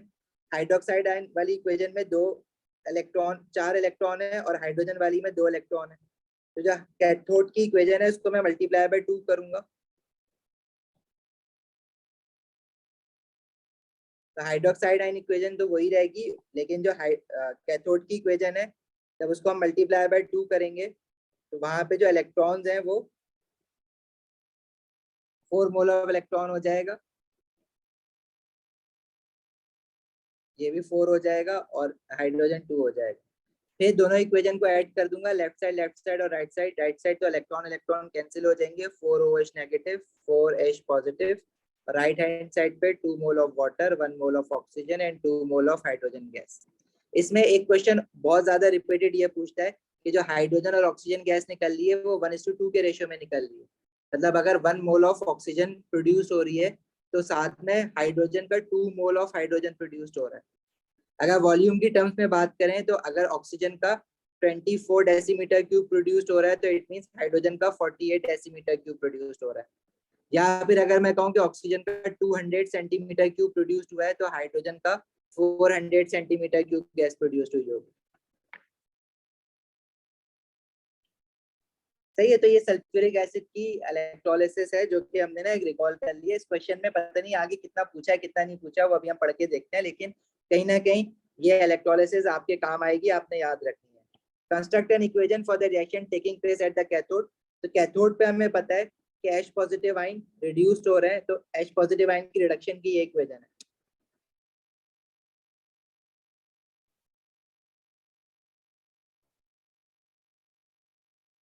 सुफियान कैटलिस्ट वाले रिएक्शन देखो, आपका हेबर प्रोसेस एक अलग चैप्टर है, अमोनिया में कांटेक्ट प्रोसेस जो है वो भी अमोनिया और सल्फ्यूरिक एसिड वाले हैंडआउट्स में। बाकी कुछ कैटलिस्ट हमने ऑर्गेनिक केमिस्ट्री में देखे। अच्छा, पार्ट सी में कह रहा है dilute sulphuric acid reacts with sodium hydroxide. A student adds 0.76 gram of sodium hydroxide to 45 centimeter cube of 0.2 molar sulfuric acid। देखो भाई, ये जो इक्वेशन है ना, इसमें आपको सोडियम हाइड्रोक्साइड का गिवन है मास और सल्फ्यूरिक एसिड का गिवन है वॉल्यूम और कंसंट्रेशन। जब हम मोल्स की इक्वेशन सॉल्व करते हैं तो हमारे पास क्वांटिटी या तो मास गिवन होती है या मोल्स गिवन होती है या वॉल्यूम, लेकिन वॉल्यूम सिर्फ गैसेस का होता है। अब यहाँ पे सल्फ्यूरिक एसिड का वॉल्यूम तो गिवन है, लेकिन सल्फ्यूरिक एसिड तुम्हें पता है एसिड है, एक्वा सॉल्यूशन में यूज करते हो, वो गैस तो नहीं है। तो सल्फ्यूरिक एसिड के जो वॉल्यूम और कंसंट्रेशन गिवन है ना, उससे मोल्स निकालेंगे हम पहले। तो कह रहा है show by calculation that sodium hydroxide is in excess. तो देखो एक्सेस का पता लगाने के लिए, अब देखो मुझे ये तो पता है एक्सेस और लिमिटिंग कैसे पता लगाते हो कि भाई 1 मोल ऑफ सल्फ्यूरिक एसिड को 2 mole of sodium hydroxide required है। ये तो इक्वेशन से मैं रीड आउट कर रहा हूँ ना कि 1 mole of sulphuric acid react करता है 2 मोल ऑफ सोडियम हाइड्रोक्साइड के साथ। लेकिन सोडियम हाइड्रोक्साइड का तो उसने आपको मास दिया हुआ है, तो उसके मास की टर्म्स में बात करेंगे। और सल्फ्यूरिक एसिड का वॉल्यूम और कंसंट्रेशन दी हुई है, और सल्फ्यूरिक एसिड का वॉल्यूम तो दिया हुआ है, लेकिन सल्फ्यूरिक एसिड गैस नहीं है। तो जब भी किसी भी लिक्विड का वॉल्यूम और कंसंट्रेशन दिया हुआ होगा तो इट मींस आपने उसके मोल्स निकालने हैं। और मोल्स कैसे निकालोगे? कंसंट्रेशन के फॉर्मूला से number of moles over volume in decimetre cube. Moles हो जाएगा कंसंट्रेशन इनटू वॉल्यूम।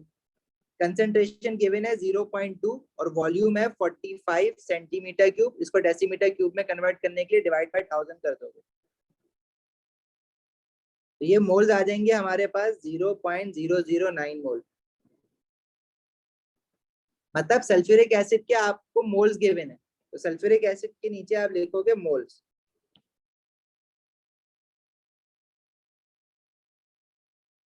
दूसरा काम क्या होता है कि सल्फ्यूरिक एसिड के इक्वेशन में 1 मोल है, तो मोल नीचे उतार दो इसके, और सोडियम हाइड्रोक्साइड के 2 मोल है तो वो नीचे उतार दो।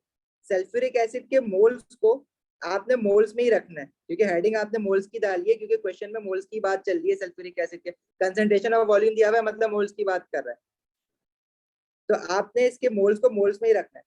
मतलब 1 मोल H2SO4 को सोडियम हाइड्रोक्साइड का 2 मोल्स रिक्वायर्ड है, लेकिन सोडियम हाइड्रोक्साइड की बात मास में करनी है, तो इसके मोल्स को आपने मास में कन्वर्ट करना है। तो किसी भी चीज के मोल्स को मास में कैसे कन्वर्ट करते हो? अब सोडियम हाइड्रोक्साइड एक कंपाउंड है, तो किसी भी कंपाउंड के मोल्स को मास में कन्वर्ट करने के लिए उसके मॉलिक्यूलर मास से मल्टीप्लाई कर देते हैं। ठीक है, मोल्स का फॉर्मूला ये होता है ना, number of mole mass over molecular mass. तो इसका मास निकालने के लिए आप क्या करोगे? नंबर ऑफ मोल जो कि 2 है उसके एमआर से मल्टीप्लाई कर दोगे। तो सोडियम हाइड्रोक्साइड का एमआर, अब एमआर निकालना, मॉलिक्यूलर मास निकालना होपफुली आता है सबको। सोडियम का एटॉमिक मास है 23, एक सोडियम है, ऑक्सीजन का 16 × 1, साथ में हाइड्रोजन एक है 1 × 1, तो ये बन जाएगा 23 + 16 + 1 दैट इज 40। हो जाएगा 2 × 40 ग्राम सोडियम हाइड्रोक्साइड। तो ये रेसिपी जो बनी है ये कह रही है कि 1 mole of sulphuric acid requires 2 × 40 gram sodium hydroxide. अच्छा, अब देखो सोडियम हाइड्रोक्साइड के मास में कन्वर्ट किया है, सल्फ्यूरिक एसिड को मोल्स में रखा है, क्योंकि सोडियम हाइड्रोक्साइड के मास की बात की हुई थी क्वेश्चन में, और सल्फ्यूरिक एसिड के कंसंट्रेशन और वॉल्यूम की बात की हुई थी, तो उससे मैंने मोल्स निकाला था। अब वो ये मुझे पूछ रहा है कि अगर 0.76 ग्राम सोडियम हाइड्रोक्साइड आपके पास है, आपने student adds 0.76 gram of sodium hydroxide. चलो हम सोडियम हाइड्रोक्साइड का मास नहीं लिखते, एसिड जो है उसके मोल्स कितने निकले? 0.009। अगर 1 मोल ऑफ सल्फ्यूरिक एसिड को रिएक्ट होने के लिए 2 × 40 ग्राम ऑफ सोडियम हाइड्रोक्साइड रिक्वायर्ड है, तो 0.009 मोल ऑफ सल्फ्यूरिक एसिड को रिएक्ट होने के लिए कितना mass of sodium hydroxide required होगा, पहले ये निकाल लेते हैं। अब ये जो मास हमारे पास आ रहा है वो आ रहा है 0.72 ग्राम। 2 into 40 into 0.009, ये आ रहा है 0.72 ग्राम्स। ये सोडियम हाइड्रोक्साइड का मास रिक्वायर्ड है, मतलब इतना तुम्हें चाहिए अगर तुम्हें 0.009 मोल ऑफ सल्फ्यूरिक एसिड को कंप्लीटली रिएक्ट करवाना है। लेकिन आपके पास है कितना? आपके पास सोडियम हाइड्रोक्साइड 0.76 ग्राम है जो कि गिवन है क्वेश्चन में। तो आपको चाहिए 0.72 ग्राम, लेकिन आपके पास पड़ा हुआ ज्यादा है, तो सोडियम हाइड्रोक्साइड बचा रह जाएगा ना। मैंने देखो तुम्हें बताया था, तुम ये याद कर लेना, अगर रिक्वायर्ड ग्रेटर देन गिवन है तो वो रिएक्टेंट लिमिटिंग में होता है, अगर लेस देन गिवन है तो वो रिएक्टेंट एक्सेस में होता है। अभी यहाँ पे रिक्वायर्ड लेस देन गिवन है, इट मीन्स के हमारा सोडियम हाइड्रोक्साइड जो है वो एक्सेस में है, क्योंकि गिवन ज्यादा है, पड़ा हुआ ज्यादा है, तुम्हें चाहिए सिर्फ 0.72 0.76 अभी और मजीद है तुम्हारे पास, तो सोडियम हाइड्रोक्साइड एक्सेस में। क्योंकि सोडियम हाइड्रोक्साइड का मास निकाला है ना तुमने, इससे सोडियम हाइड्रोक्साइड के लिए बताओगे फिर। उसने ये पूछा था कि कौन से एक्सेस में, बल्कि ये बोल रहा था कि शो करोगे सोडियम हाइड्रोक्साइड एक्सेस में, तो आप ऐसे शो करोगे कि required sodium hydroxide is less than the given sodium hydroxide.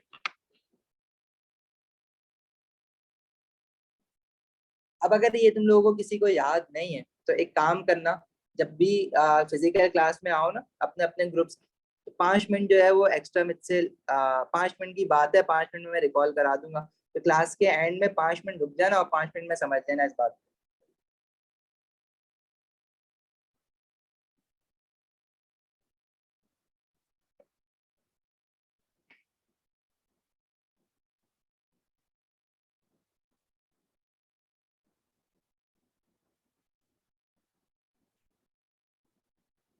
चलें आगे बढ़े।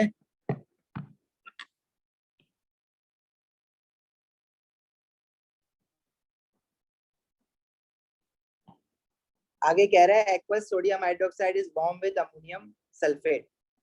एल्कली है, कल भी रिकॉल करवाई है, और अमोनियम सॉल्ट है। तो हीट करोगे अमोनियम सॉल्ट को एल्कली के साथ, तो प्रोडक्ट में अमोनिया गैस बनेगी। ठीक है, मतलब सोडियम हाइड्रोक्साइड है और अमोनियम सल्फेट का फॉर्मूला क्या है? अमोनियम आयन होता है NH4+1 और सल्फेट आयन होता है SO4 नेगेटिव। तो ये फॉर्मूला बनेगा NH4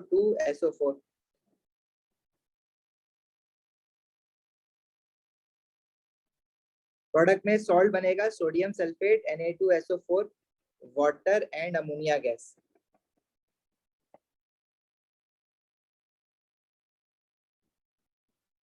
तुमसे पूछा है state the names of the 3 products formed in this reaction. Ammonia name कह रहे हैं ना, तो फॉर्मूला नहीं लिखना, नाम लिखना। फिर अमोनिया गैस, सॉल्ट जो बना है उसका नाम है सोडियम सल्फेट,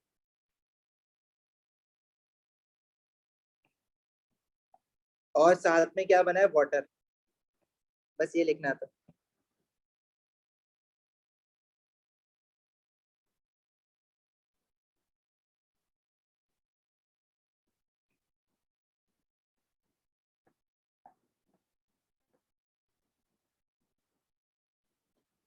चलो भाई लास्ट क्वेश्चन बचा है, वो भी देख लेते हैं।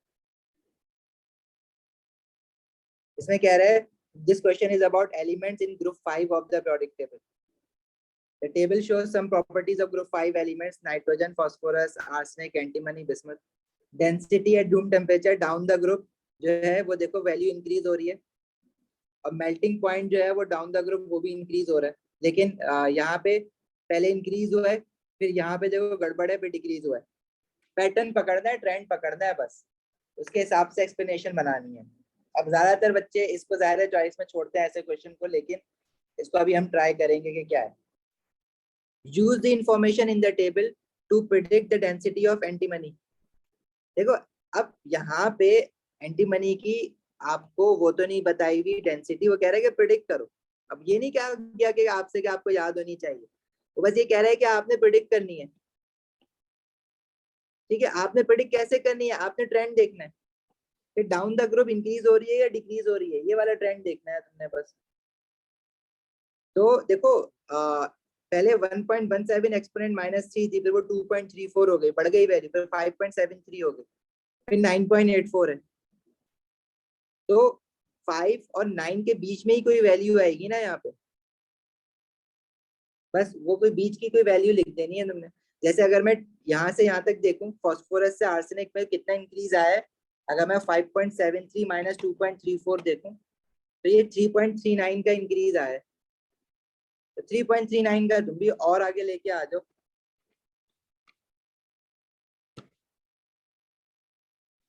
ठीक है, तो 9.1 बन रहा है, तो 9.12 लिख दो, मतलब 3.39 और ऐड कर दो इसमें। 9.8 से ज्यादा नहीं लिखनी है, ये ख्याल रखना है, अगर वो 9.8 से ज्यादा बन रही होती तो कुछ कम करके लिख देते। तो predict the density of antimony, आपने 9.12 लिख दी, प्रेडिक्ट कर रहे हैं ना।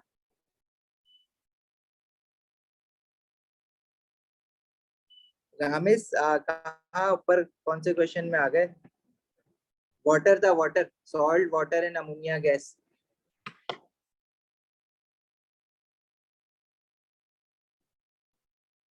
सही है रामेश।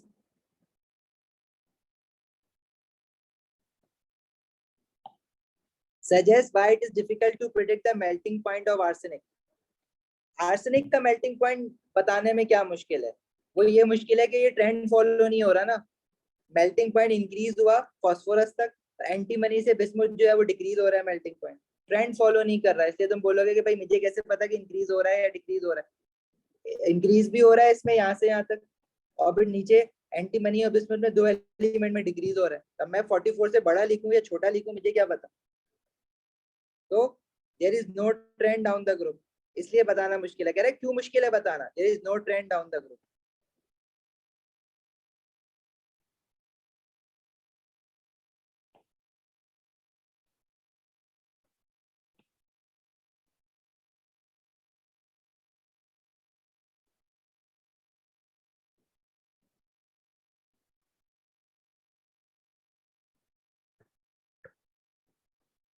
अच्छा जी, the structure of two compounds of phosphorus R and S are shown. देखो ये आर जो है वो तुम्हें देख के समझ आ रहा होगा कि इसमें आयंस बने हुए हैं, तो ये तो आयनिक कंपाउंड है। फास्फोरस किसी मेटल के साथ आयनिक कंपाउंड बनाएगा, मेटल आयन यहाँ पे सोडियम आयन है और फास्फोरस एनाइन है। और हाइड्रोजन के साथ देखो हमने, आयनिक बॉन्डिंग कब होती है? ग्रुप 1, ग्रुप 2, ग्रुप 3 और ट्रांजिशन एलिमेंट, यानी मेटल जब बॉन्ड बनाते हैं नॉन मेटल्स के साथ, यानी ग्रुप 5, ग्रुप 6, ग्रुप 7 के साथ। तो सोडियम ग्रुप 1 का है और फास्फोरस ग्रुप 5 का है, तो ये आयनिक कंपाउंड बनेगा। लेकिन जब ग्रुप 4, ग्रुप 5, ग्रुप 6, ग्रुप 7 और हाइड्रोजन ये लोग, ठीक है, तो फास्फोरस ग्रुप 5 का है और बॉन्ड बनाएगा तो एक कोवलेंट बनेगा। और ये सिंपल कोवलेंट है। जाइंट कोवलेंट तो 3 तरह के हमने पढ़े हैं ना, सिलिका, डायमंड और ग्रेफाइट, ये सिंपल कोवलेंट है।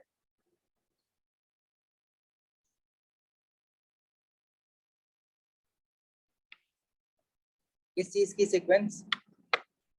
नो ट्रेंड या no sequence down the group, एक ही बात है।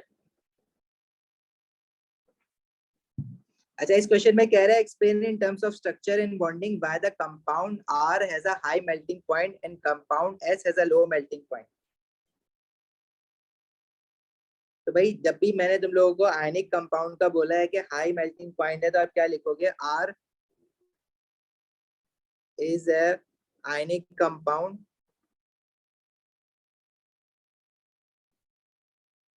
which has a giant ionic lattice। ठीक है, so huge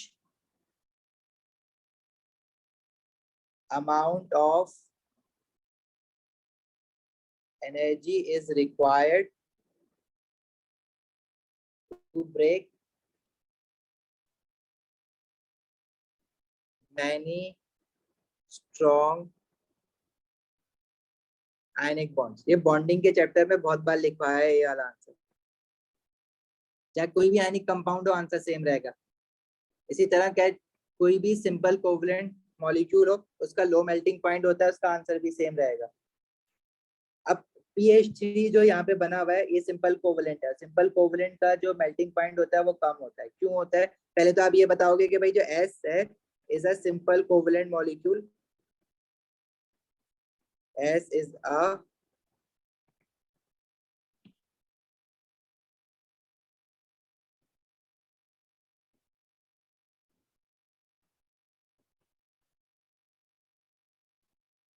simple covalent molecule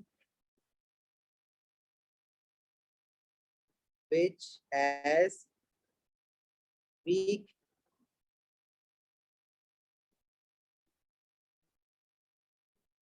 intermolecular forces between the molecules,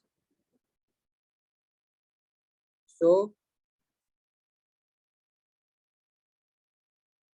less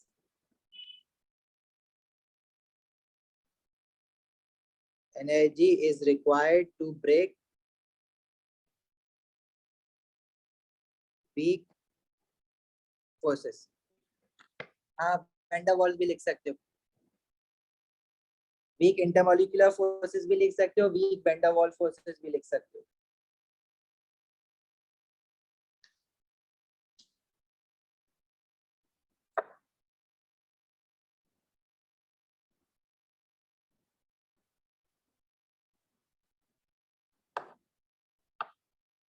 next कह रहा है explain why compound R conducts electricity when molten. Compound R ionic compound है, वो इलेक्ट्रिसिटी कंडक्ट करेगा क्योंकि उसके पास फ्री आयंस होंगे। ठीक है, free ions which can move. तो मोल्टेन आयनिक कंपाउंड या soluble ionic compound they conduct electricity due to the presence of free ions. फिर कह रहे हैं draw dot and cross diagram for a molecule of compound S। देखो PH3 है ना S, जो PH3 है इसकी डॉट एंड क्रॉस बना रहा है। अब ये बॉन्डिंग तो तुम्हें दिख रही है, यहाँ पे 3 कोवेलेंट बॉन्ड्स है। फास्फोरस के पास फास्फोरस ग्रुप 5 का है, तो आउटर शेल में 5 इलेक्ट्रॉन्स होते हैं, उसमें से 3 उसने शेयरिंग पे लगा दिए।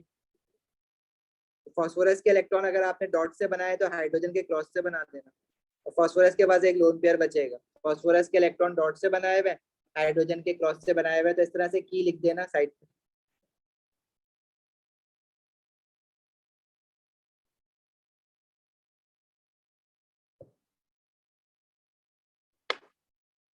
एज हम strong electrostatic forces of attraction भी लिख सकते हो, बिल्कुल दे सकते हो रीजन। अब तुम लोग जो है ना अपना आंसर बना के प्रिपेयर करके रखो इन सारी चीजों का। अब आपने देखो जब पेपर करोगे तो आप देखोगे कि भाई जितनी लाइंस मेरे पास गिवन है मैं उसके हिसाब से आंसर लिखूंगा। लिखने को तो तुम बहुत डिटेल में 6 लाइनों में भी लिख सकते हो, लेकिन अब आपने यही तो सीखना है पेपर 2 की प्रैक्टिस में कि इतना। देखो अगर आपने बड़ा आंसर आपका है भी और आपके पास जगह नहीं है तो आप नीचे ऊपर नीचे करके लिख दो, वो पढ़ेगा एग्जामिनर, आपका जो चेकर है ना वो पढ़ेगा, उसकी ड्यूटी है पढ़ना।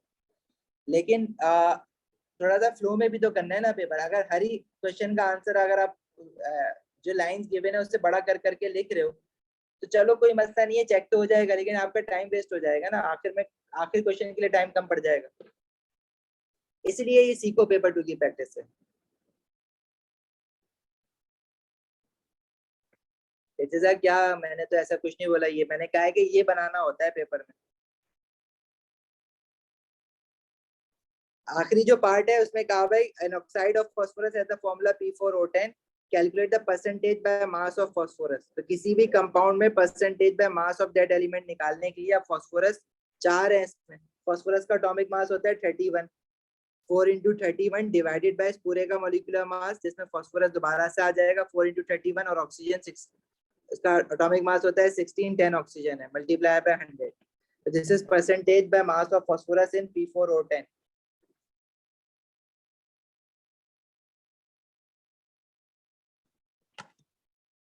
सही है।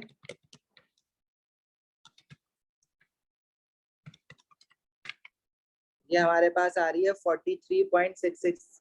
अब इसमें ये तो नहीं लिखा हुआ ना कितने सिग्निफिकेंट फिगर लिखना है, तो आप बस 6 लिख दो या 7 लिख दो। 43.7%। ऐसा वैसा ही है, लेकिन अगेन जब तुम 10 साल के पास पेपर प्रैक्टिस कर लोगे ना, तो तुम्हें समझ आ जाएगी कि कहाँ लंबी करनी है कहाँ नहीं करनी है। ये आएगी काम फैशन सीखोगे जब पास पेपर्स का ना।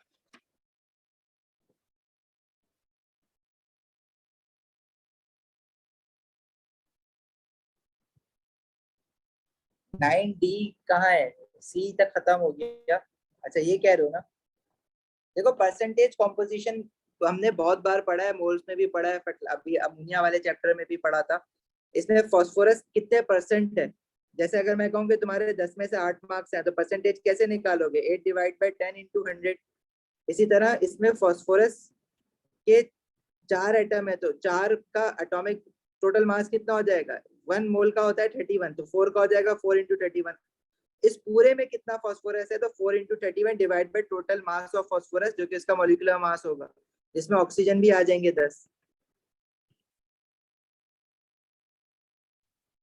हाँ भाई चले जाओ। कुछ लेक्चर्स में भेजूंगा तुम लोगों को, एयर एंड एटमॉस्फेयर का भेजा है तो वो देख लेना। पॉलिमराइजेशन का मैंने गूगल क्लासरूम पे दिखा दिया है। फिर भी अगर किसी को ना मिले तो मुझे बता देना, लेकिन ट्राई करो कि कुछ चैप्टर्स ऑलरेडी देख के रखो, कुछ हम लोग फिजिकल क्लास में पढ़ेंगे। थोड़ा सा ही टाइम रह गया, इंशाल्लाह अच्छा हो जाएगा जो भी होगा। ओके, जा सकते हो।